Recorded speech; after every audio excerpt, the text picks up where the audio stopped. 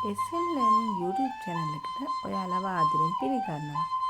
3 ශ්‍රේණියේ මව්බස පාඩමේ ප්‍රස්තාව පිළිලු කීපයක් හඳුන්වා දෙන්නයි අද මම සූදානම් වන්නේ.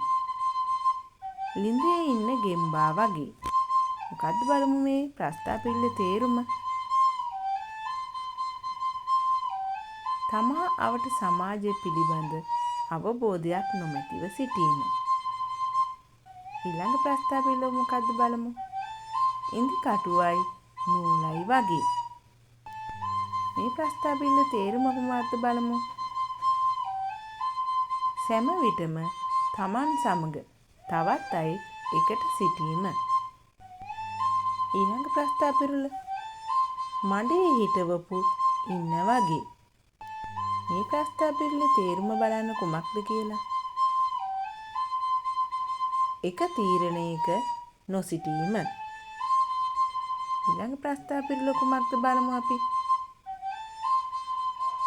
ඉබ්බාගෙන් පිහාටු ඉල්ලනවා වගේ.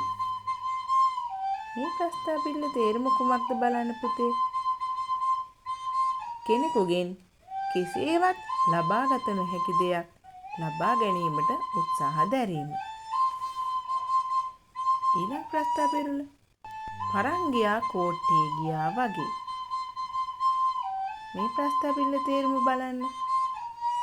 කිට්ටු පාරක් තිබියදී දුර පාරකින් යෑම. එහෙනම් පුතේ මේ ප්‍රස්තාව පිළිල ආශ්‍රිතව මෙන්න මේ අභ්‍යාසය කරන්න පුළුවන්ද කියලා උත්සාහ කරන්න බලන්න.